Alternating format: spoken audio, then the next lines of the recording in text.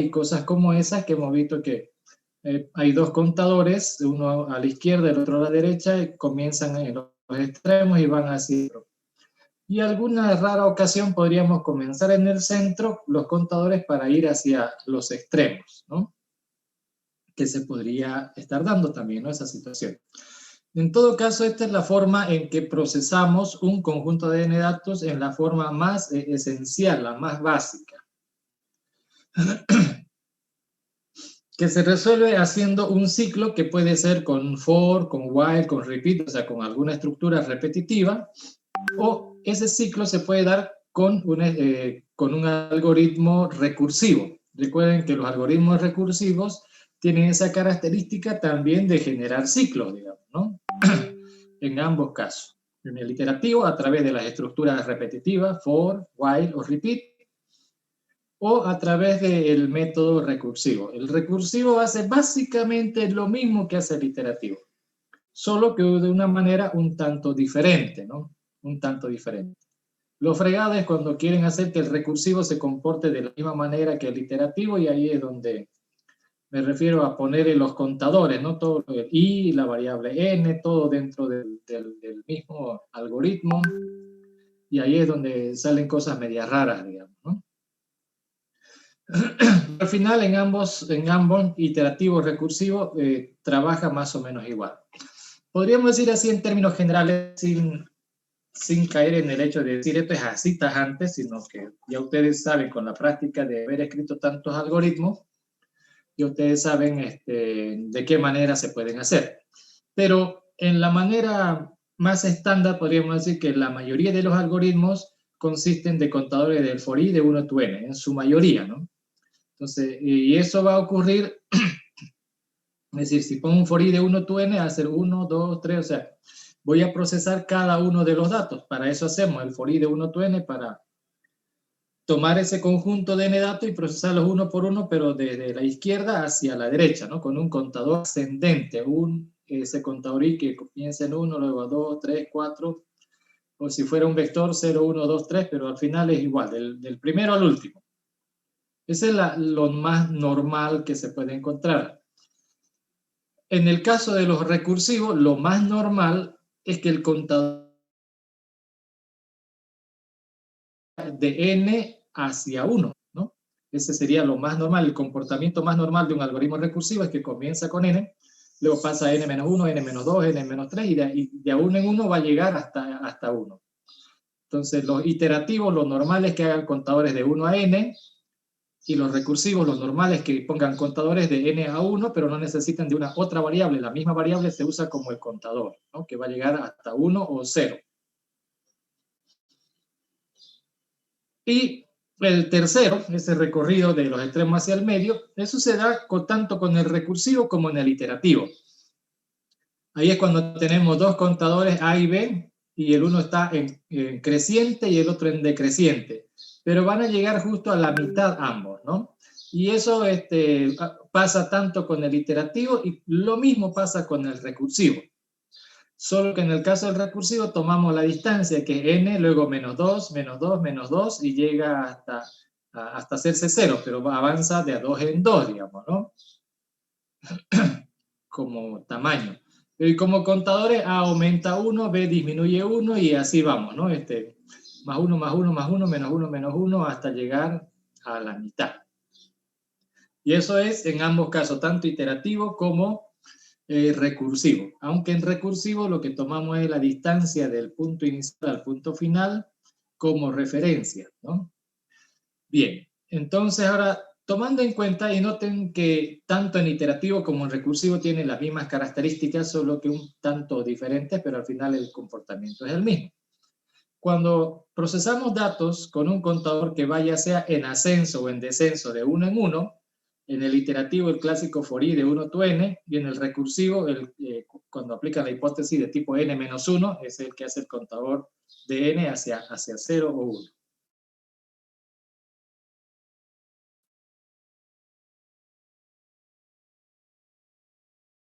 Cualquiera de esos, por una de las casillas, no importa en qué orden estoy haciendo el recorrido, y al final acabo visitando n casillas, ¿no? ya sea iterativo o recursivo. Pero ahora viene la otra parte. A veces nos toca hacer contadores de a 2 en 2 y procesar de a 2 en 2, de 2 datos en 2 datos, ir llevando de a 2 en 2, digamos, ¿no? Y en ese sentido puedo hacer un for i también de 1 to n, solo que es tip 2, ¿no? O sea, de a 2 en 2. En lugar de que sea de 1 en 1, es de a 2 en 2 el contador, ¿no? 1, 3, 5, 7 o 0, 2, 4, 6, 8, 10, 12. De a 2 en 2. Ese es el clásico for. O en el recursivo, que aplicamos la hipótesis de tipo n-2. Entonces tenemos n, menos 2, menos 2, menos 2, menos 2, menos 2, hasta llegar a 0. Como ven, tiene su contraparte en recursivo la versión iterativa. Y al final acaba siendo igual. En esos casos, cuando los contadores son de a 2 en 2, el tiempo esperado del algoritmo es n medio. Toda vez que ahora lo está haciendo de a 2 en 2. En lugar de tardar n, va a tardar la mitad, porque va procesando de a 2 en 2. ¿No es cierto? Entonces, ahí tenemos los tiempos n o los tiempos n medios. N cuando se procesa de 1 en 1 y n medios cuando se procesa de a 2 en 2, ¿no? Y cuando procesamos ¿y cuándo va a salir el tiempo logarítmico? Ahí es diferente. Si fuera iterativo, el contador que nos lleva a un recorrido de tipo logarítmico es cuando pongo 1 y en lugar de más 2 es por 2, que no es lo mismo, ¿no? Claro que en números pequeños pareciera lo mismo, pero la realidad es que no es así. Porque tengo 1 multiplicado por 2 se hace 2, que por 2 y es 4, por 2 y es 8, por 2 es 16, 32, 64 y así sucesivamente. Entonces, si estoy multiplicando por 2, por 2, por 2, comenzando de 1, voy a llegar rápido a n. Desde 1 hasta n voy a llegar rápido. No es lo mismo contar de 1 en 1 o contar de a 2 en 2. Ahora ya es por 2, por 2, por 2, por 2. En el caso, por ejemplo, de que n valga 1024 y comienzo con 1, 1 por 2, 4, por 2, 8, por 2, 16, por 2, 32, por 2, 64, por 2, 128, por 2, 56, por 2, 512 y por 2, 1024. En 10 iteraciones llegué a 1024. O pudo haber sido al revés. En el caso recursivo, comienzo con 1024, la mitad 512, la mitad 256, la mitad 128, 64, 32, 16, 8, 4, 2, 1. Igual en 10 pasos llegué de 1024 a 1. Entonces, ya sea iterativo o recursivo, este comportamiento es diferente. Está usando un contador acelerado, ¿no? Porque está multiplicado o dividido entre 2. Y eso me lleva a que el tiempo de ejecución ya es logarítmico, ¿no? En tiempo logarítmico. Por eso es que el logaritmo de 1024 en base 2 es 10, ¿no? Por definición. El logaritmo de un número es el exponente que hay que llevar a otro número llamado base, ¿no es cierto? 2 elevado a la cuánto me va a dar 1024, pues 2 a la 10. 10 es lo que estoy buscando. Entonces, si tiene ese ciclo, esa forma de trabajar, básicamente la hemos reducido a 3. Contadores de 1 en 1, contadores de a 2 en 2, que pueden ser ascendentes o descendentes, y contadores multiplicadores, ¿no? 1 por 2, por 2, por 2, por 2, por 2. Y eso nos va a generar un ciclo que puede tardar n, que puede tardar n medios, o que puede tardar el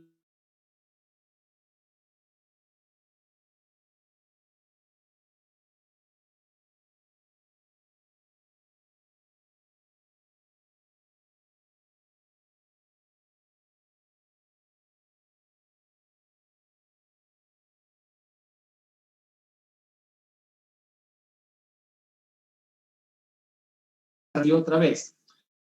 Ahí es donde entramos a estos algoritmos tipo P que tienen un ciclo y la idea es que dentro de ese ciclo lo llamo a otro proceso llamado Q que también se resuelve en un ciclo. Entonces, el proceso P va a llamar al proceso Q.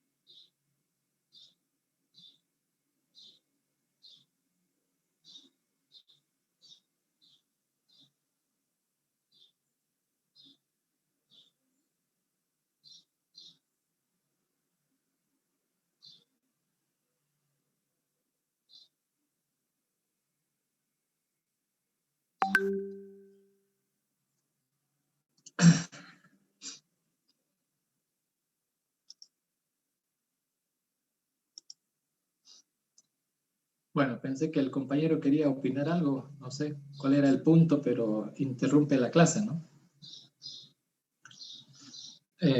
Decía, hablamos ahora ya de otro tipo de procesamiento de datos, donde se requiere que un proceso, bueno, se requiere que, lo que pasa es que la palabra proceso lo usamos en dos cosas, proceso como un algoritmo y proceso como hacer algo con datos, ¿no es cierto? Van a tener que tratar de ubicarse de qué estamos hablando en un momento determinado. De pronto, P y Q son dos algoritmos, digamos, ¿no? Y como tal, se van a describir dentro de algo llamado proceso, ¿no? Procedure en Pascal Delphi. Y es el término que usamos en forma genérica, pero al mismo tiempo estamos procesando datos. Ahora, procesar ya es realmente hacer algo con los datos. En este caso, el proceso P no hace nada con los datos. Lo único que hace el proceso P es llamar al proceso Q. Él sí procesa datos, él sí está haciendo algo con los datos, lo hace una vez, pero cuando él termine, regresa y P lo vuelve a llamar de nuevo. Como ven, P no procesa nada, simplemente hace que el proceso Q se haga una vez, que el proceso Q se haga otra vez, y otra vez, y otra vez, y otra vez, ¿no? Algo así. Imagínense que Q es el lavado de un auto y P es el lavadero de auto. Entonces P dice, laven ese auto. Terminaron, sí, laven el otro. Terminaron, laven el otro. Terminaron, laven otro. Y laven otro, y otro, y otro. Entonces el proceso que realmente hace el trabajo es Q. Ahí está donde se lava el auto. Y el proceso P lo único que hace es repetir al proceso Q, ¿no? Ahí está la figura. Entonces, en general, el que hace el procesamiento es uno de ellos, el que procesa realmente los datos, pero para lograr el objetivo, resolver el problema, con una vez que se haga no es suficiente, sino que es necesario que se haga y se repita varias veces. Y ahí es donde vamos a tener un proceso P llamando a un proceso Q.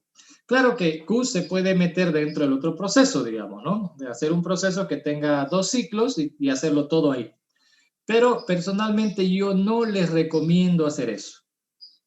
Mientras más pequeñito sea un proceso, mejor, digamos, ¿no? Más entendible va a ser así. Pero bueno, hay métodos y hay técnicas de programación. Y la idea sí es escribir código que alguien más entienda, porque usted no le va a dar mantenimiento toda su vida. Algún día usted tiene que ser jefe, digamos, ¿no? Y va a tener que dejar de teclear y va a pedirle a otro que haga el tecleado. Entonces, mejor si hacemos lo más independientemente posible los procesos, ¿no? En ese sentido. Ahora, como este proceso llama al otro, entonces cada uno de estos estamos viendo ahora que pueden ser de tres maneras. Cada uno. Puede ser n lineal, puede ser n medios o puede ser de tipo logarítmico. Cada uno, tanto el proceso P como el proceso Q. Fíjense que en ambos casos hay un ciclo nada más, un ciclo. Entonces P solito puede ser n medios o puede ser logarítmico. Por su parte, Q solito puede ser n medios y también puede ser logarítmico. Ahora, ¿qué pasa cuando el proceso P ejecuta repetidas veces al proceso Q? Entonces, aquí es donde vamos a ver las combinaciones. P puede ser lineal y Q puede ser logarítmico.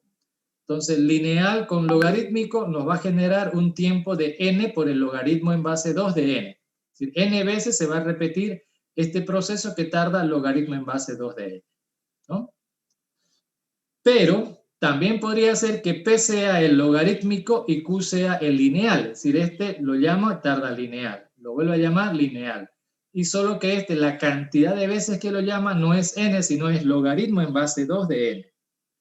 Entonces, P es logarítmico y Q es lineal. De esa forma, de todas formas, sigue saliendo n log n. Esto multiplicado por esto nos da n log n, ¿no? Entonces, si uno de ellos, cualquiera de los dos es lineal y el otro logarítmico, vamos a acabar con n log n. Ahora, lo mismo pudiera ocurrir, uno de ellos ser n medios y el otro logarítmico. Si uno es n medios y el otro logarítmico, va a salir n log n. Ahora, si este es logarítmico y el otro es n medios, entonces también va a salir n log n. Claro que si lo multiplican directamente n medios, pero n medios califica como grado de complejidad igual n log n. En el grado de complejidad eliminamos todas las constantes, ya sea que estén multiplicando o que estén dividiendo. Entonces, cualquiera de estas 4 combinaciones nos van a generar n log n. Claro, seguramente algunos ya se han dado cuenta de que como cada uno es 3 posibilidades y hay combinación de a 2, ¿no? Entonces esto puede salir 3 elevado al cuadrado y en total hay 9 posibilidades. Las otras 3 posibilidades, es decir, n con n medios, n con n, n con n, n con n medios, n con log n. Entonces, n medios con n medios con n medios y n medios con log n, que son las otras 3. Y las otras 3 sería log n con n, log n con n medios y log n con log n, ¿no? Pero para lo que estamos analizando esta semana es los que tengan la combinación de n por un lado y log n del otro. Los que tenían la combinación de n de un lado y n del otro, o n de un lado y n medios del otro, al final es igual. Esos están en la categoría que hemos analizado la semana pasada. Esos son los n cuadrados, ¿no? Esos son los que hicimos la semana pasada. Los de esta semana van a ser los n por el logaritmo de n. Y lo que no vamos a ver, pero sería bueno que ustedes lo practiquen, serían algoritmos que son log n de este lado y log n del otro. Y eso salen el log n, pero al cuadrado. El logaritmo al cuadrado, ¿no? No n al cuadrado, sino el logaritmo al cuadrado. Y esa combinación, repito, no la vamos a analizar, pero sería bueno que ustedes...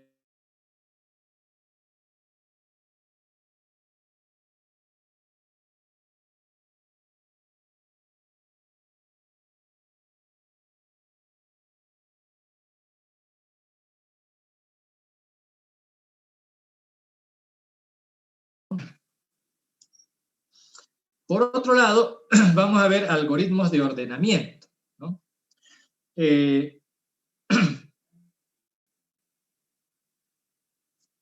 Los algoritmos de ordenamiento ya sabemos de qué se trata. Trata de ordenar un conjunto de datos, pero al momento deben haber más de 100 algoritmos de ordenamiento.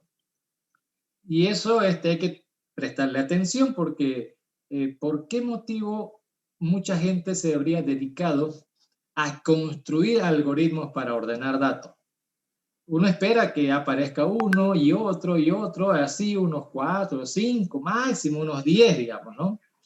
Pero más de 100 suena a mucho trabajo, a mucha gente trabajando. Entonces hubo un momento en la historia de la computación de que el problema más importante a resolver fuera el de ordenamiento. Pero la cosa es que no se buscaba hacer un algoritmo de ordenamiento solo por el hecho de ordenar. La pregunta era ¿por qué teníamos la necesidad de que los datos estuviesen ordenados? ¿Cuál es la necesidad de tener los datos ordenados? La necesidad de tener los datos ordenados es porque el principio básico de la computación consiste en que hay un instante en que se requiere almacenar datos, simplemente guardarlos.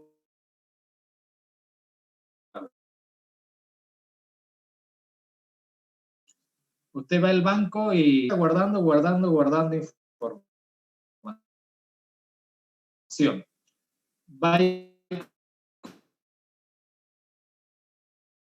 compra un cuarto de pollo, pero no se almacena porque haya que almacenar o que se ve bonito que esté almacenado los datos. Para poder usarlo como información. Los que venden pollo almacenan cuánto pollo haya vendido en un día y para ir viendo día tras día, si todos los días venden la misma cantidad o hay días que se venden más y días que se venden menos. Lo obvio es saber, no sé si es tan obvio, pero los días que venden 2 por 1 o a la mitad de precio o con cierta ganga por ahí, son los días que menos venden pollo. Esa es la realidad. El día que no hay ganga ni nada de eso es el día que más venden justamente. Cuando más venden, no hay más oferta. Y tratan de equilibrar la balanza de que todos los días sean más o menos el mismo nivel de venta, o sea, el mismo nivel de venta. No la misma cantidad de pollo vendido, sino la misma recaudación, ¿no? Porque es obvio que van a recaudar, se supone que va a haber más ganancia que si venden al precio real que si venden a la mitad de precio, como ganancia. Pero también hay que considerar cuál ganancia hay si no se vende, ¿no? Entonces ahí está la jugada que tiene la gente. Pero la idea es que se pueda usar esa información, no es solamente almacenar, vendí, sino almacenar y recuperar esa información y analizar esos resultados, esos números para saber qué hacer. Por eso, la heladería, hay una heladería por ahí que es famosa en nuestro pueblo, no vende helado 2x1 todo el tiempo, lo hace en invierno, cuando la gente no, peor en lugares húmedos como Santa Cruz, cuando hay el invierno, nuestro invierno es diferente, ¿no?, al invierno de La Paz. Para nosotros con 13 grados ya es invierno, ¿no? En La Paz 13 grados es lo que pasa todos los días, entonces se puede comer helado igual. Pero aquí es complicado, después amanece con males, ¿verdad? Entonces, esos días hacen que las ventas sean menos, entonces hay que acelerar. Lo importante de esto es recordar que la información se almacena por una razón, se necesita consultar esa información, consultar la información, esa es la razón. Entonces, ¿el procesamiento en qué consiste? Básicamente, procesar datos consiste en sacar de esos números almacenados, sacar algo que me diga algo, o sea, no hay número 20, 500, 200, un número frío, sino que eso tiene una interpretación, ¿no? Y esa interpretación en el mundo de los negocios se traduce en utilidades o pérdidas, ¿no? Y para eso se hace, se usa la computadora. Por lo tanto, nosotros también tendríamos que ver esa situación, estamos involucrados. Entonces, volviendo al algoritmo de ordenamiento, el fin último no es ordenar, la pregunta es ¿para qué tenerlos ordenados? Y se tiene ordenado porque le decía, los datos se guardan, pero ¿para qué se guardan? También se guardan para poder consultar esos datos. Y buscar un dato dentro de un conjunto de n, cuando n es 1 millón, 10 millones, 100 millones, es algo que puede demorar mucho tiempo. Si es un algoritmo lineal, entonces 10 millones tarda más o menos 10 millones. Pero si el algoritmo para buscar un dato en un conjunto grande tardara logarítmicamente, entonces ya es ganancia. Por eso es que hay dos métodos básicos, así hay varios también, ¿no? Casi 10 algoritmos de búsqueda. Pero los más famosos y conocidos son los dos extremos que hay, el más lento, que es el lineal, y el más eficiente, que es el logarítmico. El lineal es el que va a buscar dato por dato, uno por uno, del principio hasta el final, y por eso tarda tanto. Mientras que el logarítmico busca primero la mitad, ahí en la mitad busca en una parte, deja de buscar en una mitad para concentrarse en otra de las mitades, busca el medio y así, ¿no? Y ese algoritmo tarda de tiempo logarítmico. Entonces, buscar un dato en 1 millón tarda más o menos 1 millón, un algoritmo lineal. Hacer búsqueda binaria en un vector o en un conjunto de datos de 1 millón tarda el logaritmo de 1 millón, que son 20 instrucciones. O sea, 20 contra el millón es harta, pero harta diferencia. La diferencia la van a notar con números grandes, no con números pequeñitos. No digan voy a buscar un dato entre 2, digamos, ¿no? Un dato entre 2, ya sea lineal o logarítmico, tarda lo mismo, ¿no? Igual hace 2 instrucciones y se acabó. Entonces no es lo mismo comparar con un n chiquito que con un n grande. La idea es comparar con un n grande porque en la realidad se aplican estos algoritmos en el procesamiento de grandes cantidades de datos, ¿no? Ahí es donde tienen que tomar en cuenta. No con los ejemplitos de pizarra, ¿no? Que uno le pone n igual a 5, n igual a 10, y rara vez le vamos a poner más de 15, digamos, ¿no? En la realidad de prueba. Pero en la realidad de ejecución, sí se busca datos en 1 millón y hay más de 1 millón de datos almacenados.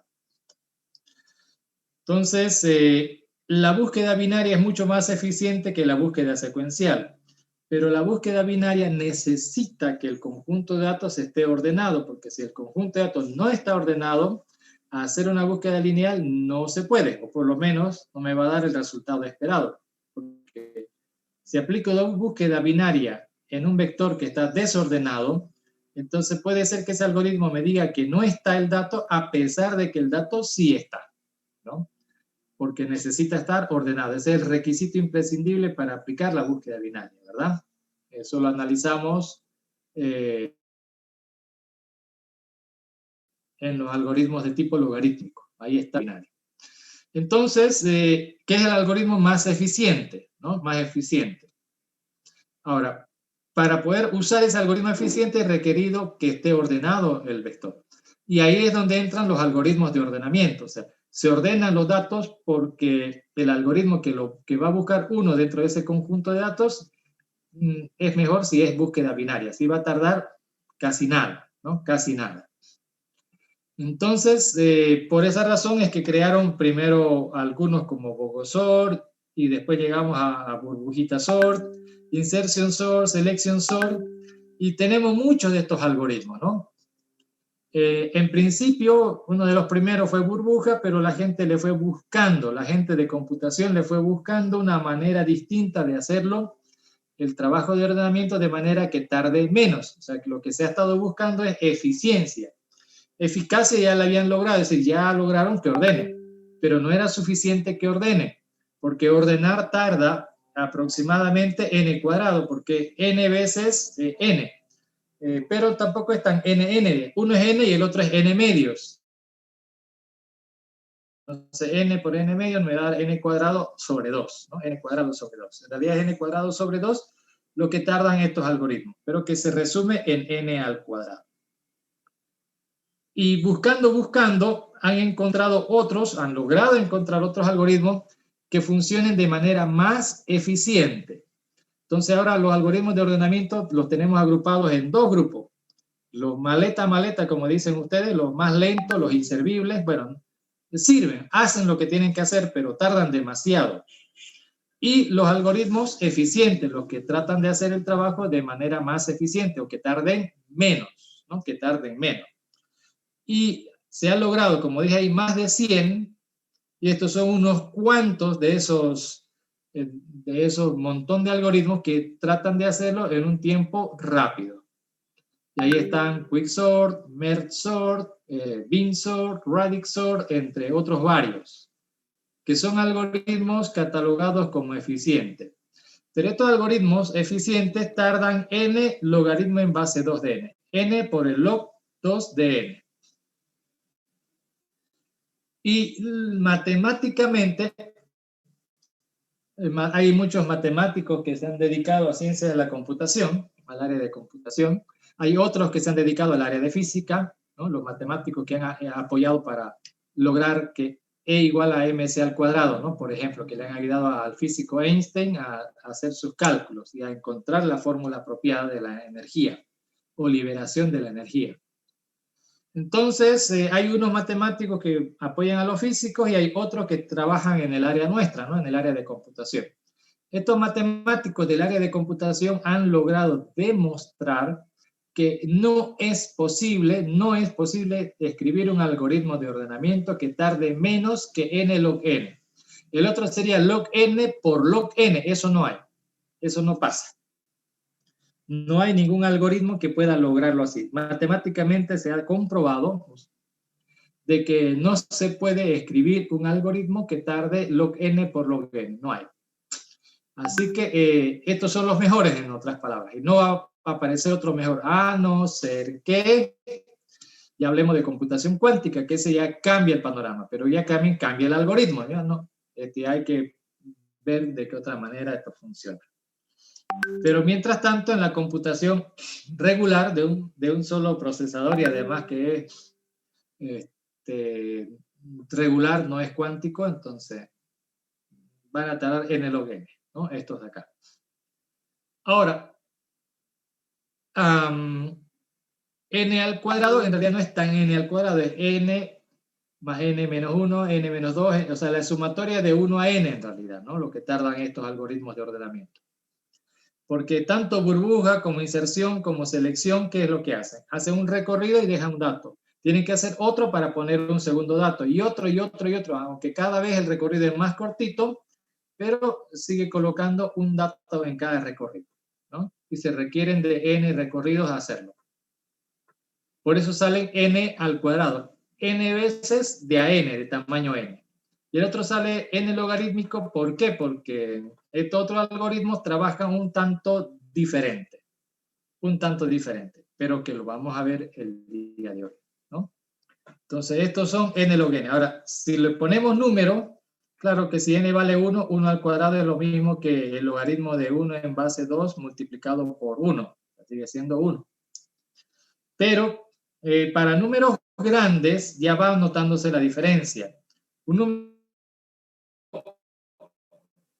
no grande, un número pequeño nomás, por ejemplo, 1000, si va a procesar o va a ordenar 1000 datos, esta categoría de algoritmos o este grupo de algoritmos van a tardar, a ver, 1000 por 1000, 1.000.000 de instrucciones. 1000 por 1000, 1.000.000, ¿cierto? Eso es lo que va a tardar esta clase de algoritmos. Para 1000 datos, 1.000.000 de instrucciones. Pero ¿qué pasa si voy a procesar esos mismos 1000 datos con este otro algoritmo? Este dice 1000 por el logaritmo en base 2 de 1000, que ya sabemos que es 10. 1000 por 10 hacen 10.000. 1000 por 10 hacen 10.000. Y está lejos los 10.000 de esto a los... ¿Se acuerdan de este 1000 por 1000? Es un 1 seguido de 6 ceros. Mientras que 1000 por el logaritmo de 1000 en base 2, logaritmo de 1000 en base 2, recuerden que es 10, 10.000. Solo 10.000 contra 1.000.000. 10.000 contra 1.000.000 es harta la distancia, ¿no? Harta la distancia. Entonces, por eso es que estos son los eficientes. Ahora, vamos a analizar uno de estos algoritmos. Vamos a trabajar con el algoritmo de Quicksort. Déjenme un ratito, lo voy a dejar de compartir. Voy a borrar una parte que no es necesario y lo vamos a hacer con ustedes. Solo déjenme un instante para que tenga el tiempo de borrarlo y ahorita lo hacemos de nuevo.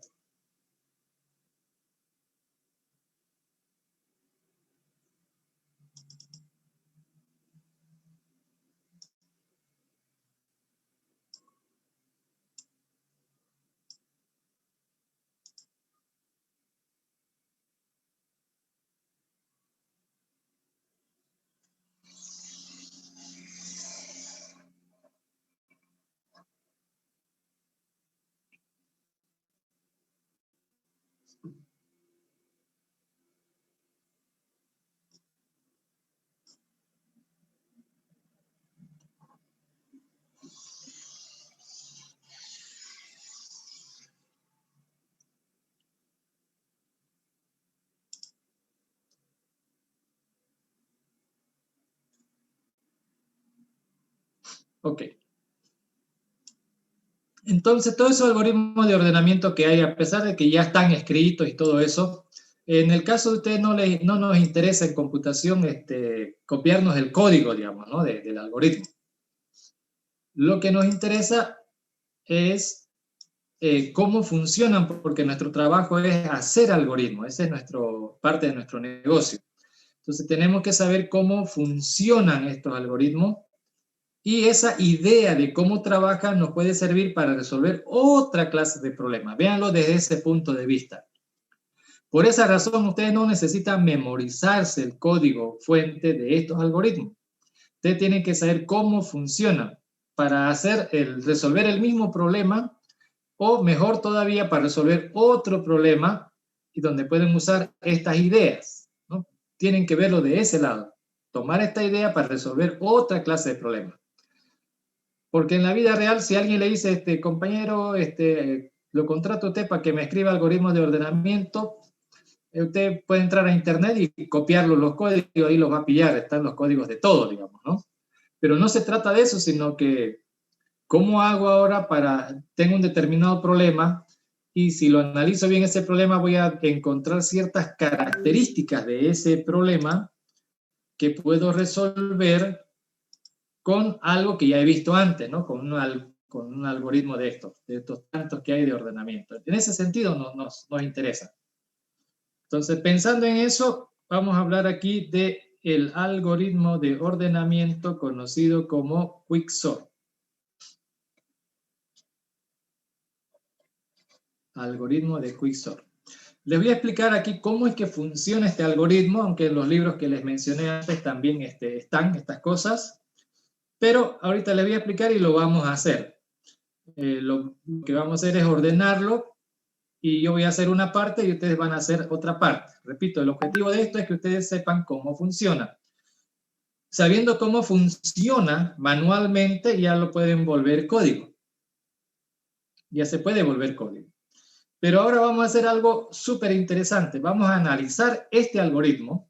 Vamos a averiguar cuánto tarda este algoritmo en hacer su trabajo de ordenar.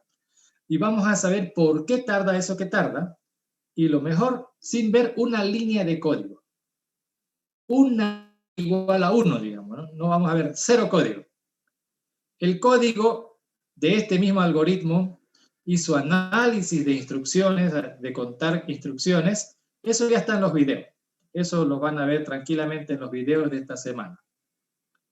Pero lo que me interesa es que ustedes sepan calcular algo analíticamente. O sea, van a ver el día de hoy que no necesito tener el código escrito, y eso significa que si lo hago en Basic, si lo hago en Delphi, si lo hago en Pascal, si lo hago en C, si lo hago en C++, si lo hago en C Sharp, en J Sharp, en Java, no importa en qué lo hagan, va a tardar el mismo tiempo, ¿no? Porque los algoritmos no son cosas del lenguaje. Usamos un lenguaje porque hay que escribir en algún lenguaje el algoritmo, pero el algoritmo simplemente es eso, los pasos a seguir para resolver un problema, ¿no? E independiente del lenguaje en el que lo escriba, va a tardar lo mismo, ¿no? Y eso es lo que vamos a demostrar el día de hoy. Vamos a hacer un análisis, un trabajo de puro analítica, y vamos a encontrar el tiempo en función del comportamiento del algoritmo, ¿no? Que esa es la parte que nos interesa. Voy a hacer un poquito más grande esto. Ahí. Y comenzamos. Lo importante, lo interesante de este algoritmo es que comienza con los dos extremos. Voy a poner un contador en el extremo izquierdo y otro contador en el derecho. Ya ustedes le ponen el nombre a su contador. Puede ser I y J, A y B, da igual. El nombre no va a ser que, el nombre de una variable no hace que tarde más o que tarde menos. El objetivo es obviamente ordenar, y como objetivo parcial los menores al lado izquierdo y los mayores deben quedar al lado derecho. Menores a la izquierda, mayores a la derecha. Cuando esa situación no se da es que hay que cambiarlos de lugar. O sea, si está un menor al lado derecho y un mayor al lado izquierdo, ahí es cuando los cambiamos de lugar y ya están como deberían estar. Menores a la izquierda, mayores a la derecha. Con esa premisa básica comenzamos. Y yo voy a hacer algo más. Voy a poner mi apuntador láser, como esa cosita roja. Yo necesito una bandera, porque aquí al usar dos contadores, resulta que esos dos contadores no se van a mover al mismo tiempo, se van a mover de manera intercalada. Pero no es uno a la izquierda, uno a la derecha, sino intercalado de otra forma, ¿no? De otra manera. Entonces voy a comenzar al lado izquierdo, pero no importa, ustedes pueden comenzar a la derecha, pero por algún lugar hay que comenzar. Entonces digo que mi bandera está al lado izquierdo y ahí la voy a dejar y voy a empezar. ¿Qué hago? Comparo. Este dato que está a la izquierda, comparado contra el que está a la derecha, el de la izquierda es mayor que el de la derecha, la respuesta es no. A la izquierda está el 2 y a la derecha está el 47. ¿Lo ven el 47? El último, donde está la otra flechita. Entonces, el 2 no es más que el 47, como eso no requiere intercambio, es decir, menor a la izquierda, mayor a la derecha, está ok. Como está ok, entonces seguimos adelante, damos un paso. Uno de los contadores, en este caso, como la lucecita dice que es el de la izquierda, entonces el de la izquierda es el que va a dar un paso. Se movió mi lucecita, muy sensible. Se volvió a mover. Ahí. A ver, ¿dónde está? Mouse y mi lapicito.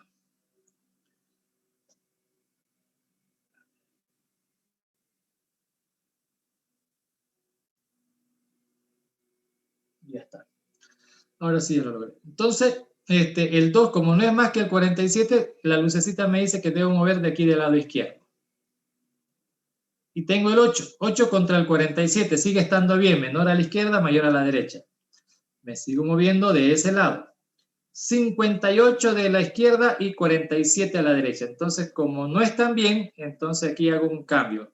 Voy a colocar aquí el 47 y allá al otro extremo me voy a llevar el 58. Como acaba de haber un intercambio, entonces la lucecita me la llevo para el otro lado. Quiere decir que el turno de moverse es del contador que está al lado derecho. Este es el que se va a mover.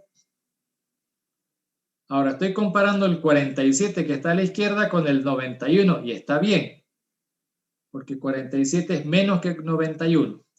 Entonces me sigo moviendo del lado de la lucecita. 47 a la izquierda, 66 a la derecha, sigue bien. Me sigo moviendo del mismo lado.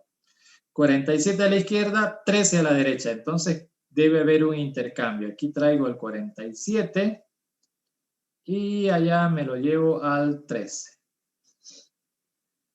La lucecita me dice que me estaba moviendo por la derecha, ahora debo cambiar de lugar la lucecita, ahora está al lado izquierdo. Eso significa que de la izquierda es que le toca moverse. Ahora tengo 94 a este lado y 47 al otro lado. Entonces debo hacer cambio. Los menores deben quedar a la izquierda, ¿no? 47 acá, 94 al otro lado. Ahora, antes de ver el movimiento, como acaba de haber intercambio, la lucecita estaba a la izquierda, ahora la lucecita a la derecha. Quiere decir que me toca moverme del lado derecho. A la izquierda está el 47 y acá tengo al 23, otra vez requiere intercambio, ¿no? 47 de este lado y al otro extremo el 23. Ahora me toca mover, pero antes de mover la lucecita, como acaba de haber intercambio, le toca el turno al lado izquierdo. Entonces, del lado izquierdo me muevo. Aquí hay 12 y allá a la derecha 47. Está bien, me sigo moviendo del mismo lado donde está la lucecita. 9 con 47, está bien. 1 con 47, 34 con 47, 9 con 47 y 64. Pero el 64 ya no es menos, es más que el 47, entonces requiere cambio. A este lado me voy a traer el 47 y a la derecha voy a llevar el 64. Ahora me toca mover, pero antes de eso la lucecita estaba a la izquierda y como acaba de haber intercambio, le toca a la lucecita irse al lado derecho. Eso quiere decir que del lado derecho me toca mover. 47 por acá, 70. Sigo moviéndome del mismo lado hasta que, si se dan cuenta aquí, se han encontrado los dos contadores. En ese punto donde están los dos contadores, el dato que estaba en ese lugar es el que llamamos pivote. Pivote significa que ese dato es el que debiera estar en ese sitio. En este caso es el 47 el pivote. Ahora, ese pivote, el pivote les decía, significa que ese dato es ahí donde debe estar. A diferencia de burbuja y selección que empujan el mayor al final, o la inserción que empuja el dato al lugar que le corresponde hacia la izquierda, digamos, ¿no? Al lugar que le toque. Hace estos intercambios, como han visto, medio zarandeado, pero al encontrarse los dos contadores quiere decir que ese dato está en su sitio. Miren, voy a copiar aquí abajito los datos que quedaron arriba, ¿no? Aquí está el 70, luego está el 64 que está en este sitio, luego tenemos el 54, me parece que era 54. A ver, ¿de dónde salió ese?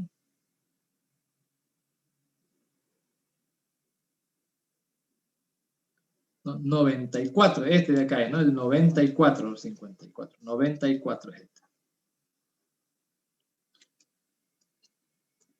94. Y aquí es el 66, 91 y 58. Fíjense que toditos los números que están a la derecha del 47 son todos mayores. Podemos decir el 47 es el menor de todos los de la derecha. Por eso es que el 47 no puede estar en algún otro lado a la derecha. porque él es el menor de todos ellos, por lo tanto debe estar a la izquierda. Ahora, si miramos el grupo de datos de la izquierda, aquí está el 2, 8, 13, 23, 12, 9, 1, 34 y 9. Todos los datos que están acá son menores que 47. El más cerca que está de 47 es el 34 y está acá. El 47 entonces es el mayor de toditos los de la izquierda, como lo pueden ver, y al mismo tiempo es el menor que todos los de la derecha. Mayor que la izquierda, menor que la derecha. Por eso es que ese dato está en su sitio. No puede estar en ningún otro lado. Que estuviera un poquito más a la derecha, alguno de estos tendría que estar en su lugar y ya no se puede, digamos, ¿no? Pero el algoritmo hace eso, ¿ok? Ahora, obviamente con eso no queda ordenado. En ningún algoritmo en una pasada queda ordenado. Entonces hay que volver a repetir la acción, pero este pivote divide el vector en dos pedazos. Y hay que hacer con cada pedazo lo mismo que hicimos con el pedazo principal, digamos. Poner un contador del lado izquierdo, otro contador del lado derecho y hacer las comparaciones correspondientes. Una vez más, estamos empezando a hacer recorrido nuestra lucecita al lado izquierdo, nuestra bandera. El 2 no es mayor que el 9, entonces está en su sitio y está bien y avanzamos. El 3 tampoco es mayor que el 9, avanzamos. Pero el 13 sí es mayor que el 9. Entonces ha de haber un intercambio de este 13 por el 9 que está al otro lado. 13 se va para allá, el 9 se viene para acá, ¿no? Intercambio. Como acabamos de hacer intercambio, la lucecita se va para el lado derecho. Quiere decir que nos toca movernos desde el lado derecho. Ahora, entre el 9 y el 34 está bien, la lucecita está a la derecha, quiere decir que de ese lado me muevo. Aquí tengo el 9 a la izquierda y el 1 a la derecha. Entonces el 9 obviamente es mayor que el 1 y debe haber intercambio, ¿no? Entonces de este lado el 1 y de este lado el 9. Como acaba de ocurrir un intercambio, la lucecita estaba a la derecha, ahora la lucecita se va a ir al lado izquierdo. Quiere decir que le toca moverse del lado izquierdo. Ahora, 23 es mayor que el 9, entonces también va a volver a haber intercambio. Aquí va a venir el 9 y en lugar del 9 ahora está aquí el 23, ¿no? 20.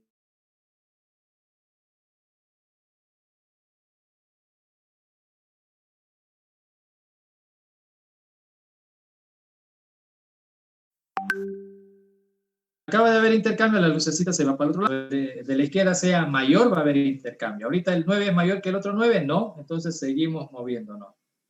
El 9 es mayor que el 12, tampoco, entonces nos seguimos moviendo de la derecha, del lado donde está el foquito. Y ahí está, ¿no? Lo tenemos al pivote. Y el pivote ahora es el 9.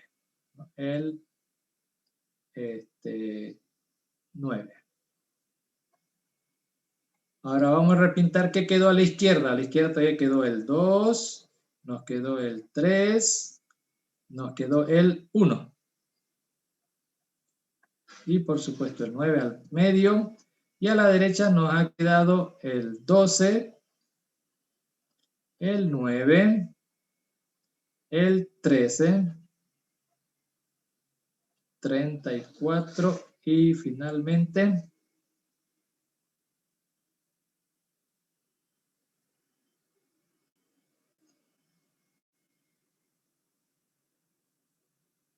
el 13, ¿no? Fíjense que a la derecha están todos los que son mayores o a lo sumo iguales que el 9. 9, 12, 9, 13, 34, 13. Y a la izquierda están todos los estrictamente menores que 9. Ahora, para continuar, hacemos lo mismo otra vez, ¿no?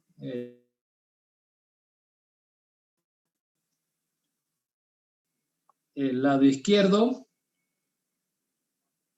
el derecho de ese pedacito, y allá va el 1. La lucecita estaba en el lado izquierdo, ahora se va al lado derecho. Quiere decir que avanzamos del lado derecho. 1 es mayor que el 3, no, seguimos avanzando del lado derecho. Nos quedó como pivote el 1.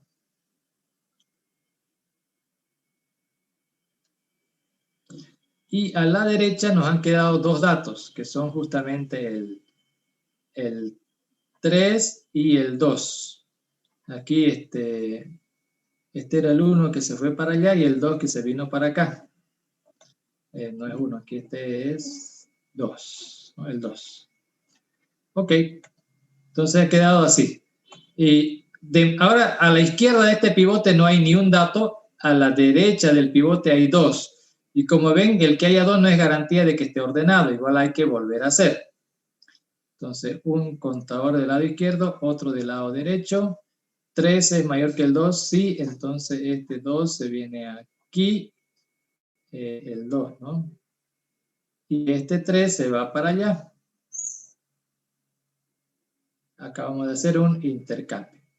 Como acabo de hacer intercambio, la lucecita se va para la derecha, lo que quiere decir que es de la derecha que se toca mover. Y ahora los dos contadores están en el mismo sitio. Entonces, ese numerito de ahí, ese es el pivote. En este caso, el 2. Y voy a anotar que me quedó a la derecha el 3. Ahora, a la izquierda del pivote no hay nada y a la derecha hay un solo dato, lo que quiere decir que de ese lado ya hemos terminado. Ya solamente para repintar, aquí voy a bajar este 1. A la derecha está el 2 y del más allá está el 3 y más allá está el 9, ¿no? Fíjense, este 1, el 2, el 3, 9, que son los sitios donde han quedado esos datos. Voy a hacer, al lado izquierdo del 9 ya no tengo nada más con qué trabajar, ahora voy a trabajar con el pedacito del lado derecho, del 9, ¿no? Con ese pedacito. Igual, mi foquito está al lado izquierdo y la comparación es, ¿no? Entre el 12 y el 13. Obviamente 12 es menor que 13. Nos movemos un paso a la derecha. El 9 es mayor que el 13, tampoco un paso a la derecha. ¿Había otro 13? No, este no es 13, pero es 20, perdón. Este es 23, copié mal, aquí arribita es 23, no es 13. Ahora, 23 es mayor que el 13, ese sí. Entonces aquí se va a venir el 13, pero el 23 de acá se va a ir al otro lado, 23. La lucecita estaba al lado izquierdo, como acaba de haber intercambio, se va al lado derecho. Eso quiere decir que le toca moverse del lado derecho. Aquí hay un 13 y aquí hay un 34. El de la izquierda es menor, está bien, entonces la lucecita me dice debe seguirse moviendo por el lado derecho. Y bueno, ya que los dos contadores se juntaron, eso significa que el pivote es el 13. El 13 quedó como pivote y al lado izquierdo quedaron dos datos, el 12 y el 9. Y a su derecha quedaron el 34 y el 23. De 5 datos, 1 al medio y 2 a la izquierda, 2 a la derecha. La misma cantidad en ambos lados, ¿no? Eso es casualidad, pero algo que puede ocurrir.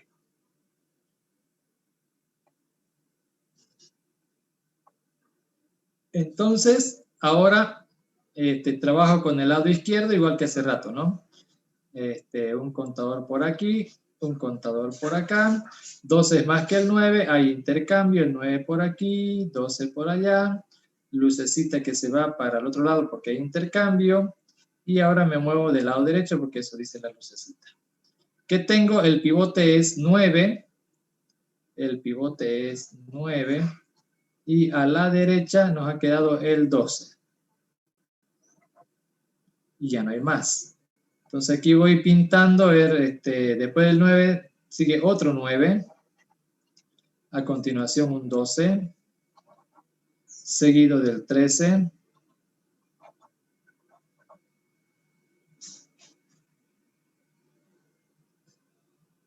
Seguido de... Y ahorita continuamos acá. Como nos quedan dos, hacemos lo mismo.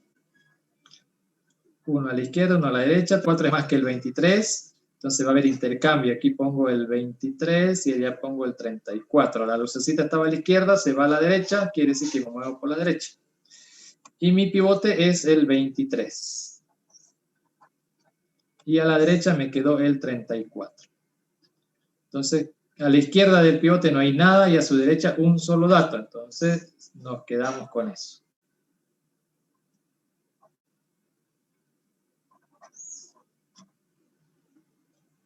Como vieron, hasta aquí ya quedó ordenado todo el lado izquierdo, ¿no? Fíjense, todo cómo quedó ordenadito. 1, 2, 3, 9, 9, incluso con los repetidos. 9, 9, 12, 13, 23, 34.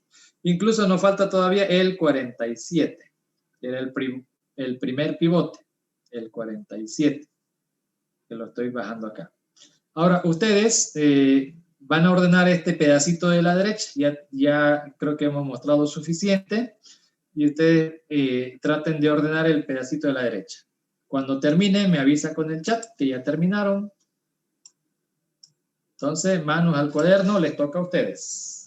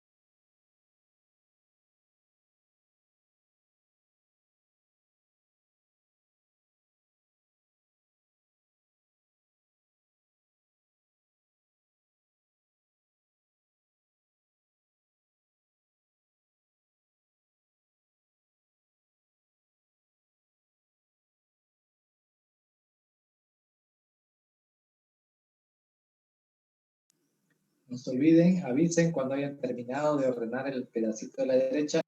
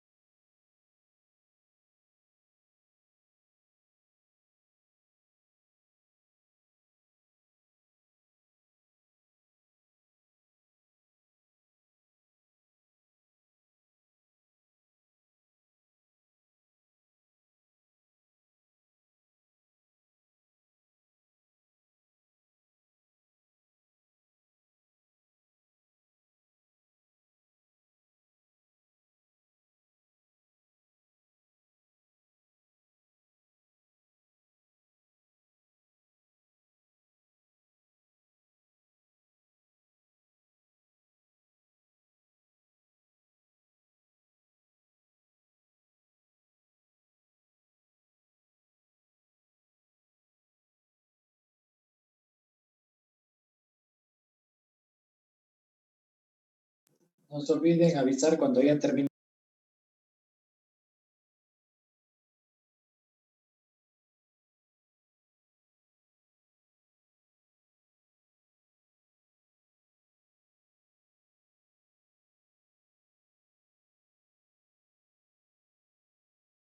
En este punto del peor caso.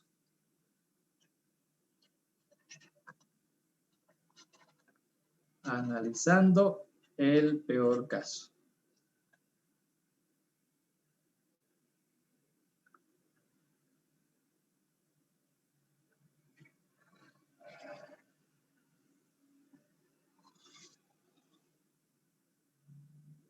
Ahora sí. Si todo esto fuera n, viendo el peor caso, entonces estamos recorriendo n casillas. El contador es de la derecha a la izquierda, pero no importa eso, estamos visitando n casillas. Más, pero eso no lo deja ordenado, ¿no es cierto? Sino que ya hay un dato que está colocado y nos falta el resto de los datos, que es uno menos de esto. Entonces vamos a decir, el tiempo que va a tardar en ordenar todos los datos es la visita de n casillas, ahí está, n, más el tiempo que le tome ordenar el saldo, que es uno menos, ¿no? En cantidad, un dato menos. O sea, todo esto. Y si a esto aplicamos también el peor caso, es decir, ¿cuánto tarda en ordenar todos menos uno? Bueno, va a recorrer todas las casillas que son estas, que son n menos 1, más, o sea, va a recorrerlas toditas y digamos que aquí viene el siguiente menor, en este caso era el, y justo el 64, ¿no? Pero parecido a esto, digamos que no, ya no va a ser lo mismo, ya no es lo mismo, pero parecido a esto, ¿no? Aunque, sacaron que el siguiente pivote era 70. 64 más que 70, no, 94 sí, va para allá. Ah, claro, hay intercambio y otro más y acaba por aquí el pivote. Está bien. Pero igual, hagamos de cuenta de que este conjunto de datos ya está ordenado. Que aquí está el 64, 66, 70, 91 y 94. Entonces va a tocar hacer un recorrido visitando todas las casillas, que son n-1 visitas, más lo que tome ordenar, como ya el mayor está al final, todos los demás, que son n-2 datos. n-2 datos. En la segunda iteración. En la tercera iteración, aquí voy a ir pintando. Esta es la primera iteración, en la segunda iteración, y ahora vamos por la tercera. En la tercera, ¿cuánto tarda solamente hacer ese pedacito? Porque ya los otros dos están ordenados, ¿no es cierto? Entonces, ¿cuánto tarda esto? Va a recorrer las n-2 casillas, las n-2 casillas las va a recorrer, más lo que tarde en ordenar n-3, porque ya con esa ya hay 3 datos colocados. 1, 2, 3 datos colocados y va a faltar el saldo, digamos, ¿no? n-3. Piensa en un n1 millón ahora, un número muy grande. Entonces, y esto va a seguir así sucesivamente hasta que en la iésima iteración, bueno, esto va a ir disminuyendo de 1 en 1 hasta que esto quede en 1 finalmente. Hasta que quede en 1. ¿No? En la iésima iteración va a ser t de 2, digamos, ¿no? Y t de 2 es finalmente ordenar 1. Entonces, en total, ¿cuánto tarda? Entonces, aquí vamos viendo, ¿no? N de acá, más de esto que está desglosado aquí, n-1, n-1, y escribí más 1, más, de esto está desglosado en estos dos, n-2, más, y ahí están los puntos suspensivos, ¿no? Los que transcurren de aquí hasta llegar aquí.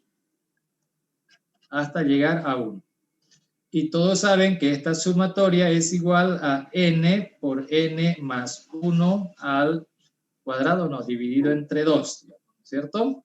Lo que en consecuencia nos da n cuadrado medios más n medios. Y voilà.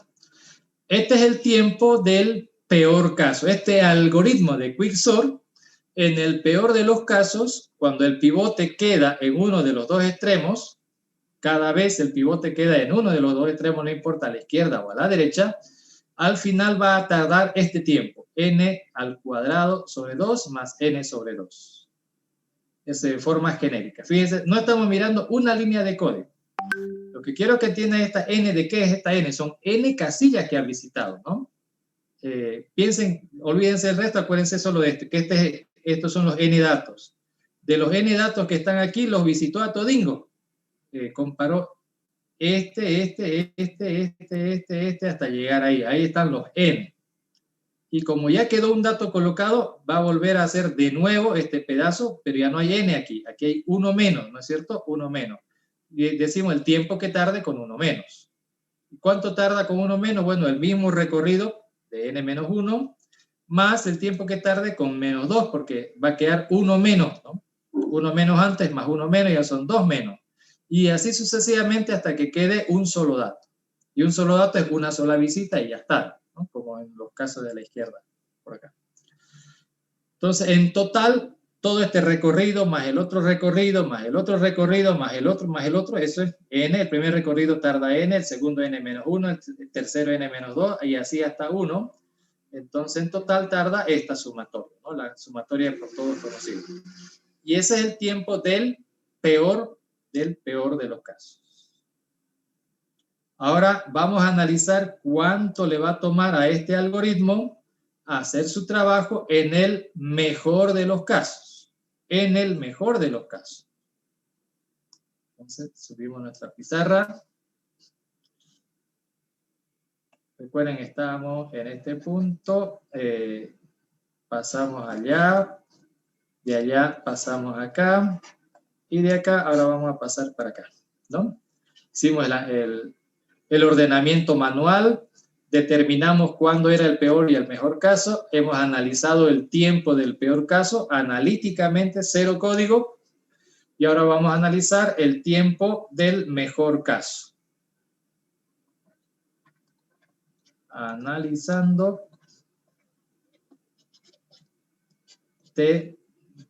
del mejor caso. Ahora, veamos qué ocurrió por acá, que esto está cerca del mejor caso. No es exactamente el mejor caso, pero está cerca. En el mejor de los casos, como ven estos contadores, tanto el uno como el otro al final, en total van a visitar n casillas. En el primer recorrido, se dan cuenta, este llega hasta la mitad y el otro llega hasta la otra mitad. En la mitad del uno más la mitad del otro hacen una n. Entonces, en la primera, ya esto hay que analizar primera, segunda, tercera y décima iteración, ¿no? Igual. Entonces, en la primera iteración pueden verlo aquí claramente, de que se visitan todas las casillas. Entonces, se visitan n casillas, más. Como queda un pivote, y ese pivote es al medio, el ejemplo actual le decía, está cerca del mejor caso, pero no es el mejor caso. Pero nos da una pauta. Entonces, el pivote, digamos que este es el centro. Entonces, después de haber quedado ese pivote, hay que hacer este recorrido. Que si este queda exactamente a la mitad, entonces aquí vamos a visitar solamente la mitad de las casillas. Como se darán cuenta, en el lado izquierdo. Vamos a visitar la mitad de las casillas. ¿Y para qué los visitamos? Para ordenarlos.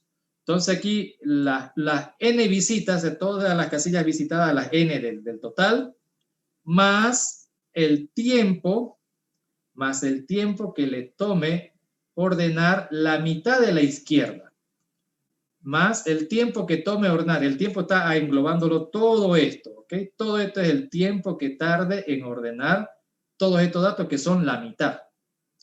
Y después de ordenar todo esto, hay que hacer lo mismo con lo de la derecha, ¿no? Lo mismo con lo de la derecha.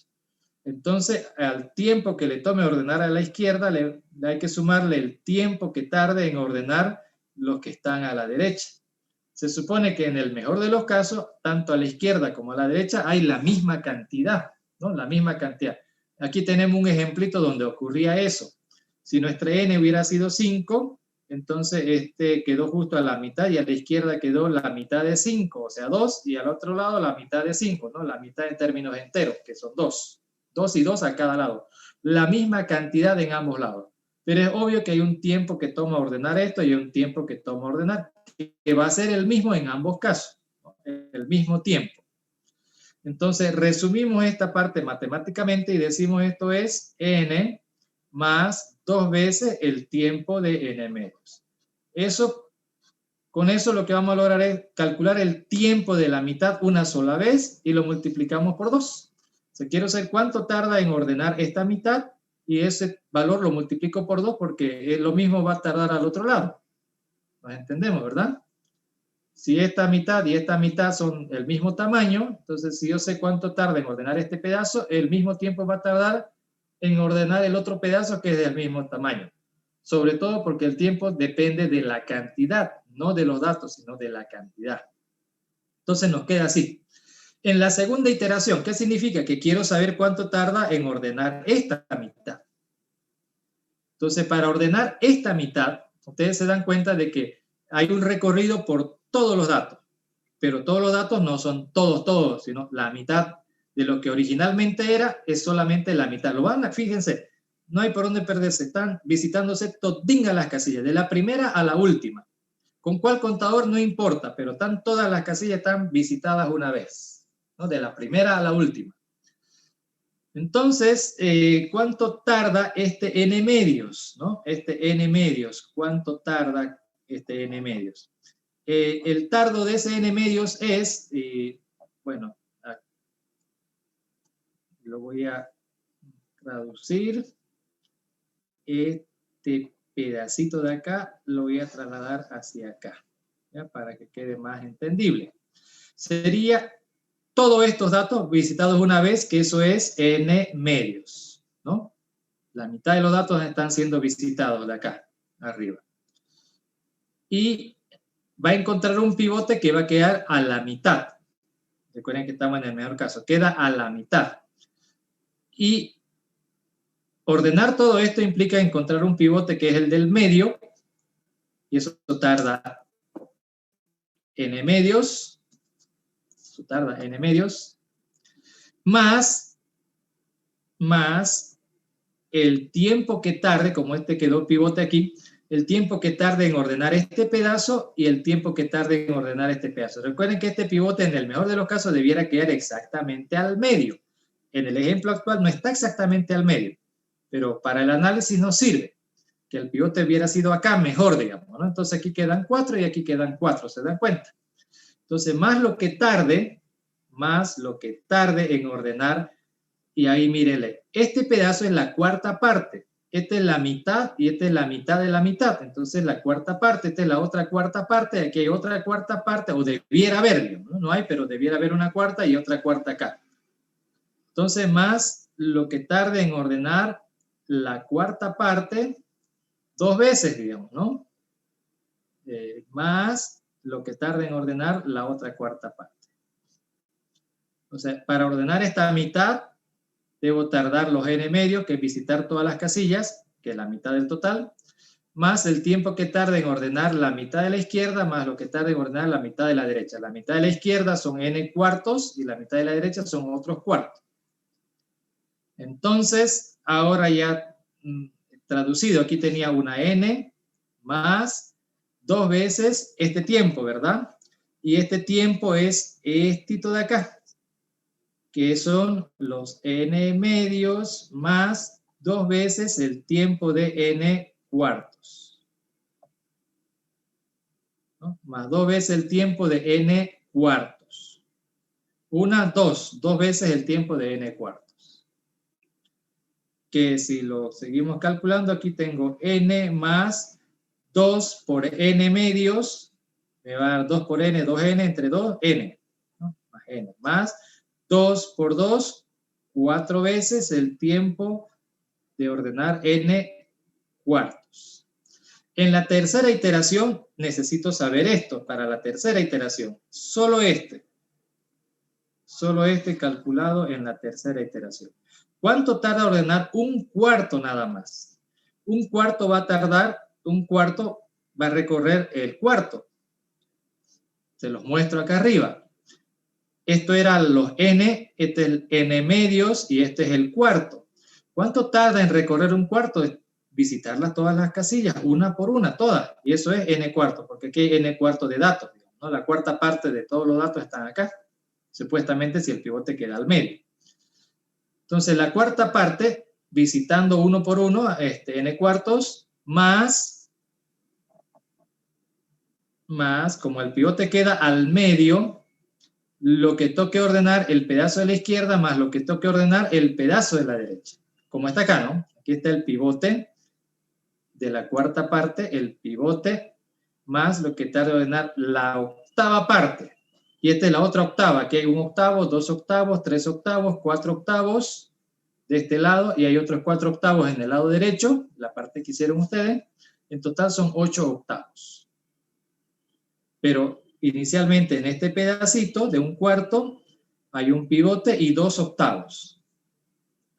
Más el tiempo que le tome ordenar un octavo y el tiempo que le tome ordenar otro octavo. Entonces, traducido ya acá, porque este es solamente este pedacito. Ya queda n más 4 veces lo que está por aquí, que son n cuartos, más 2 veces el tiempo de n octavos, ¿no? El tiempo de n octavos. Y eso nos da esta n más esta otra n más 4 por n cuartos nos da n más 4 por 2 son 8 veces el tiempo que tarde en ordenar un octavo. El tiempo de ordenar un octavo multiplicado por 8, porque recuerden, aquí hay 1 octavo, 2 octavos, 3 octavos, 4 octavos, 5 octavos, 6 octavos, 7 octavos, 8 octavos en total. Los 8 pedacitos que quedan. Y así sucesivamente hasta la iésima iteración. ¿Qué va a ocurrir en la iésima? Aquí hay una n, más otra n, más otra n, más, y así sucesivamente hasta que, como ven acá, en la primera iteración hay un 2, en la segunda hay 4, que es 2 al cuadrado. En la tercera es un 8, que es 2 elevado al cubo. Se van dando cuenta que en la iésima iteración es 2 a la 1, 2 a la 2, 2 a la 3, este es 2 elevado a la i. En la iésima iteración esta partecita va a ser 2 elevado a la i multiplicado por n,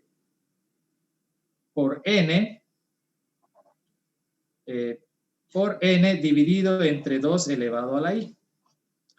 Como ven, 2 elevado a i multiplicado por n dividido entre 2 elevado a la i, al final todo esto se va a resumir en n.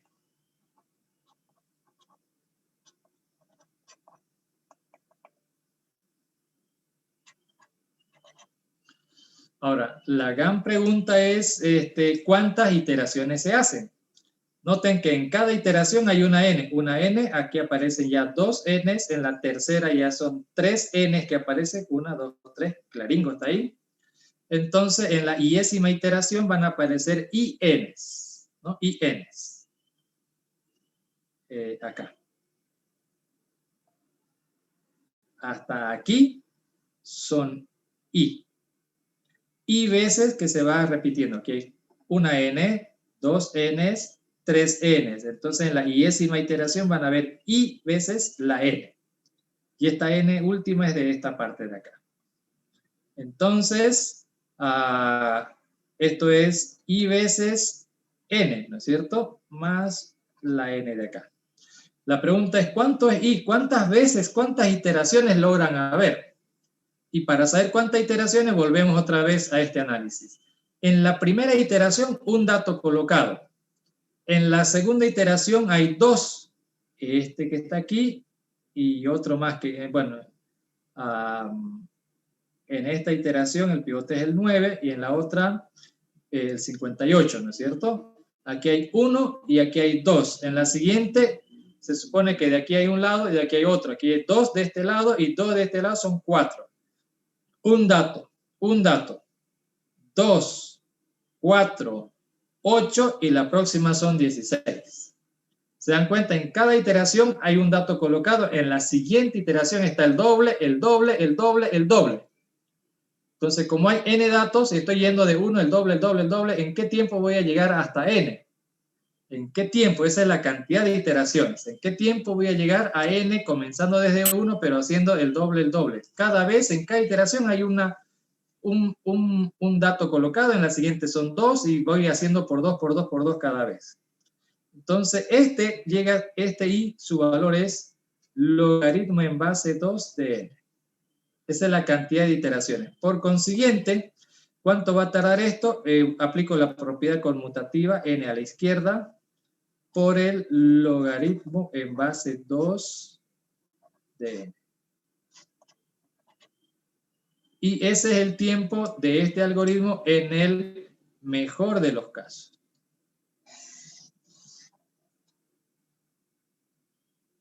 Entonces, en el mejor de los casos, tarda n logaritmo en base 2 de n. ¿No? Este es el t de quicksort en el mejor de los casos. Y este es lo mismo, ¿no? El t de quicksort también en el mejor de los casos. Digo, en el peor, este otro es el peor.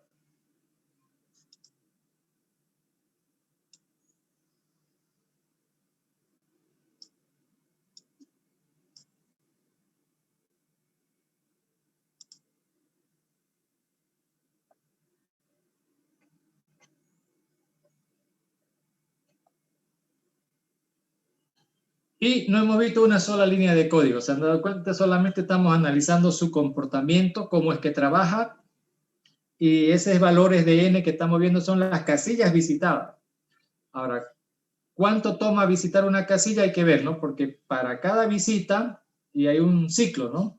Porque hay que visitar uno, el otro, el otro, el otro, el otro, y son n casillas visitadas. Eso pasa aquí y también pasa aquí. N casillas visitadas en ambos casos, tanto en el mejor como en el... La primera vez así hay un recorrido total.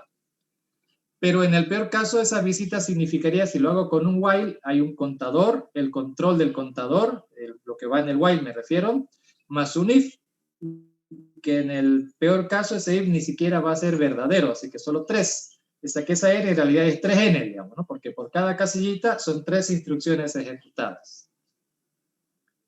Entonces, todo es cuestión de multiplicar aquí, sería 3 veces todo esto, digamos, 3 veces todo esto. Entonces, aproximadamente, ya siendo más exacto, es 3 veces todo eso, que son 3 medios de n al cuadrado más 3 medios de n. Ahora, del otro lado, en el mejor caso, ¿qué significa esta n? Esta n son todas las casillas, pero en todas las casillas recorridas necesito un contador, que es n, necesito el control del contador, otra n, un if, y las 3n igual que en el peor caso, solo que esta vez el if es verdadero, y como es verdadero hay un intercambio que son 3 instrucciones. Entonces ahí son 6 instrucciones. Pero todavía nos falta la banderita. ¿Se acuerdan que hay una banderita? Que yo decía, la lucecita está a la izquierda, a la derecha, y dependiendo de eso para ver qué contador se mueve. Entonces a esas 6 hay que agregarle el control de la banderita y el movimiento de la banderita, que acaban siendo 2 instrucciones más. En total son 8. Pero igual, 8 multiplicado por n log n. 8 multiplicando a todo esto, ¿no? Y sigue siendo poquito, ¿no? Comparado con el otro. Entonces, así es como se puede también calcular, solo mirando el algoritmo puro y duro, así solamente, aunque sea a mano, sin ver cero código. Y ya podemos saber que en el peor caso tarda n cuadrado sobre 2, más n medios, así. Y en el mejor caso es n log n. En uno es n por n y en el otro es n log n. Que en este caso no es tan n por n, 1, 2 más 2, es la sumatoria de 1 a n, que es la que genera n cuadrado sobre 2, ¿no? Pero es más o menos como decir una n y que el otro ciclo hace n medios. Uno hace n, el otro hace n medios. N por n medios, n cuadrado sobre 2, ¿no? Resumiendo. Eso es, ahora, la n es el total del recorrido y la n medios es que hace, no los hace todos los recorridos, hace solamente la mitad. Es porque va decreciente. Pero bueno, el análisis ya a detalle y a fondo y lo encuentran en el video donde estoy explicándoles estos cálculos.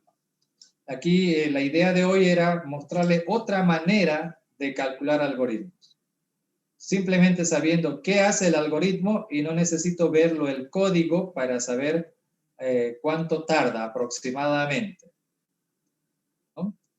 Muchos de los libros hacen esta clase de análisis porque interesa averiguar el grado de complejidad, que es esto, es O de n al cuadrado y O de n log n, y no el detalle del tiempo, sino el grado de complejidad. Y para eso no hace falta tenerlo el código, sino el comportamiento del algoritmo. Ok, espero que esto les haya servido para comprender mejor cómo funcionan los algoritmos y cómo se hace el trabajo de calcular. A pesar de que aquí no había código, pero se ha aplicado la técnica de la parte recursiva, porque digo, aquí ya tengo n datos visitados, me falta el tiempo de ordenar el saldo, digamos. Hay un dato colocado y me falta el saldo. Y ese saldo ordena uno y falta el saldo y así, digamos, ¿no? Entonces hemos aplicado aquí el método de resolución de ecuaciones por iteraciones, ¿no? Y lo mismo en el mejor caso, para ambos, ¿no? Si lo hicieran en el recursivo sería casi lo mismo, casi lo mismo, llegarían al mismo resultado haciendo de manera recursiva. Le voy a guardar la pizarra, donde está, casi debo borrar, exportar, en PNG, algoritmo n logarítmicos. Ya está guardado. Ahora en el chat lo voy a subir.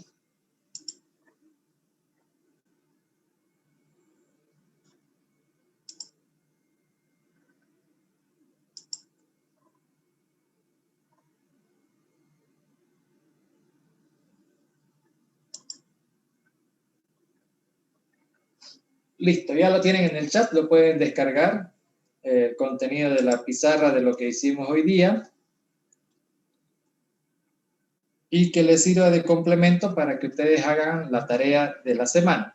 Esta semana, recuerden, analizamos algoritmos de tipo n logarítmico, ¿no? N logarítmico, básicamente ordenamiento, que es un ejemplo práctico, digamos, algo que sí pueden verificar que corre, lo que no tanto es el tiempo, pero hacen el conteo y con eso el tiempo.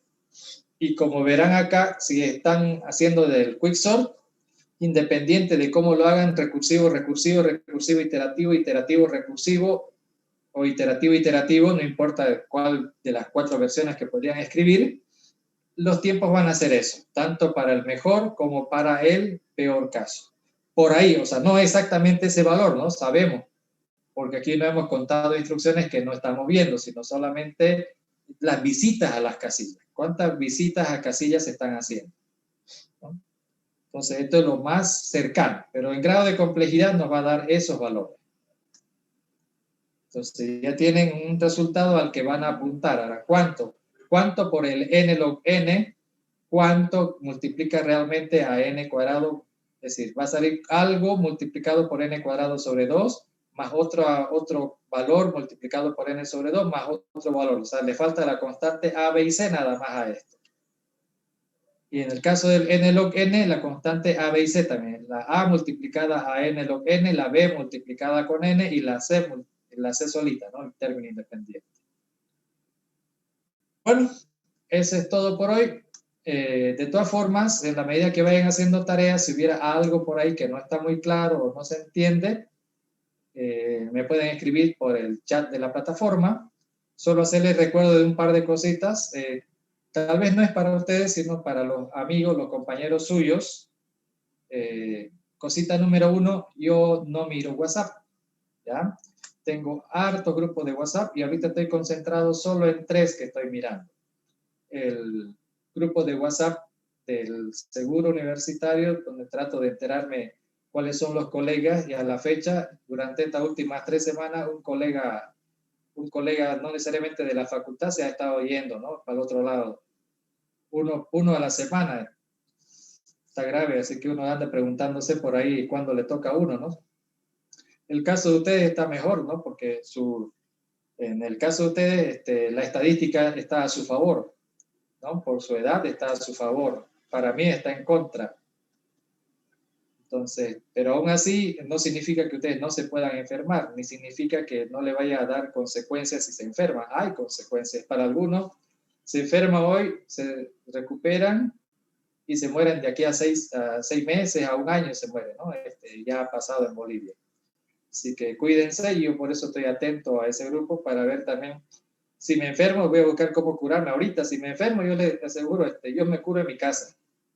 No, no voy a ir al hospital ni a balazos, porque si me enfermo, aunque sea qué sé yo, de cualquier otra cosa, aunque sea de gripe, por estar con gripe que uno se puede curar en su casa, voy a ir a enfermarme de otra cosa, ¿no? Al hospital, macana, mejor me quedo. El otro grupo con el que estoy atento es un emprendimiento que tengo, así que hago algunos negocios. Obviamente, el que tiene tienda, que la tienda, dice, ¿no? Entonces uno debe atender eso de ahí. Eso es lo que sí miro con el WhatsApp. Entonces, y el tercer grupo es el de mi familia, ¿no? Tengo muchos hermanos, quichicientos sobrinos, y uno trata de estar más o menos al tanto para ver en qué puede colaborar y si uno está mal, de qué manera también la familia puede ayudar. Y no miro más. Así que me van a disculpar, pero yo el WhatsApp, como les dije antes, yo no lo atiendo. En otras circunstancias tal vez, pero y aún así casi nunca atiendo. No es que no sean importantes, más bien por al contrario. Para atenderlos a ustedes tengo la plataforma. La plataforma también tiene un chat y ese es exclusivo, alumno-profesor. Entonces, por ese lado, ahí es que los voy a atender, ¿no? De otro lado, no lo escribo. Yo sé que ustedes no lo hacen porque ya lo había explicado antes, pero para que ustedes les recuerden a los otros compañeros, a los que no entran al Zoom, a los que no miran las clases, a los que solo se aparecen el día del examen, digamos, ¿no? Después, esos compañeros son los que más reniegan, ¿no? Yo le escribí al profe 500 mensajes, no me atiende nunca. La regla es, la plataforma está para eso, ¿no? El WhatsApp para mí es para otra cosa. Solamente el día del examen, y les he hablado a ustedes también, solo el día del examen, el WhatsApp lo tomo como una alternativa para poder cubrir un problema que hubiera durante el examen. Y solo ahí atenderé un rato, 20 minutos es lo que le voy a dedicar de tiempo al WhatsApp el día del examen. Después, no. Entonces, lo mismo, digamos, ¿no? También avísenle a sus compañeros. He visto compañeros que están entrando a la clase, entran al Zoom los martes y también los jueves, ¿no? Si yo quisiera hacer Zoom martes y jueves, entonces la cierro la plataforma y solamente le puedo pasar por WhatsApp el enlace y nos vemos martes y jueves, como están haciendo algunos colegas. Y de eso ya habíamos hablado la primera semana de clase. Algunos colegas, todo es por Zoom. Y yo he decidido hacer una combinación con Zoom y les explico de una forma. Y en video está grabado explicado de otra forma, porque quiero que al final se entienda el tema y a ver si sumado las dos explicaciones lo logramos. Pero por lo menos lo que ya está grabado, lo pueden ustedes mirar una y otra 500 veces, las veces que quieran y la parte que necesiten. Y aparte está el hecho de que lo que está ahí son temas puntuales. A veces si hay varios videos por una semana es porque lo he dividido en varios pedacitos. Como el tema de hoy, por ejemplo, el tema de hoy es el análisis del mejor caso, peor caso. Ahí podrían ir 2 videos. El análisis de cómo se resuelve el ordenamiento por Quicksort, ese ya es otro tema. El hablar de los algoritmos de ordenamiento es otro tema. Y hablar de cómo funciona un ciclo, ese es otro tema. Entonces, el día de hoy hemos visto un tema, 2 temas, 3 temas, 4 temas, 5 temas hemos visto el día de hoy. Es lo que cubre el espacio de tiempo. Obviamente, y esto yo lo planifico, como todos los profesores, ¿no? Planificamos lo que va a cubrir el espacio de tiempo que tenemos asignado. Y esto mismo está explicado de otra manera en el video y aumentando ejercicios resueltos, ¿no? Ejercicios resueltos que les sirvan de una guía a ustedes para resolver. Y sobre la base de esa guía se plantea la tarea, ¿no? Que son 2, 3 ejercicios nada más que se les está dando para que ustedes practiquen.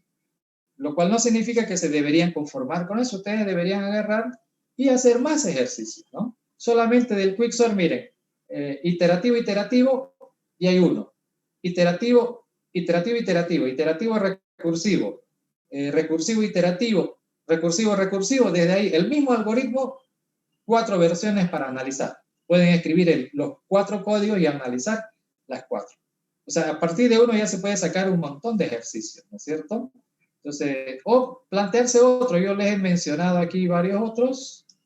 Les he nombrado el libro donde están estos.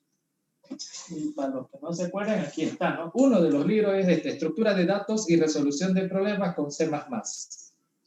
Aquí hay un capítulo dedicado a los algoritmos de ordenamiento, igual que en otros libros, ¿no? Pueden encontrar, casi todos los libros de estructura de datos hablan de algoritmos de ordenamiento, ¿no? Porque la base de las estructuras es justamente el considerar los tiempos de ejecución. Pero bueno, eso ya van a charlar el próximo semestre.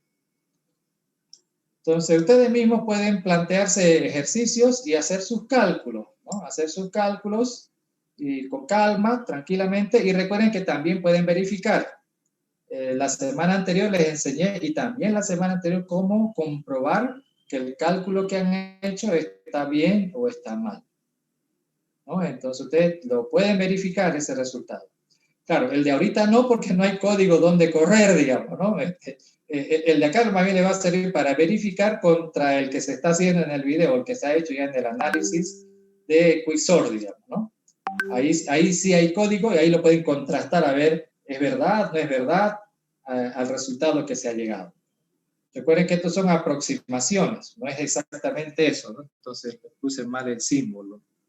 Esto es aproximadamente a ese resultado, ¿no? No es exactamente ese. Porque aquí no he contabilizado instrucciones, sino casillas visitadas, digamos, ¿no? Casillas visitadas. Que es más o menos por donde va también el conteo, digamos, ¿no? Ok, bien, entonces, compañeros, haciendo esas 2 aclaracioncillas más, terminamos por hoy. Nos vemos la próxima semana. Ok, bye, bye.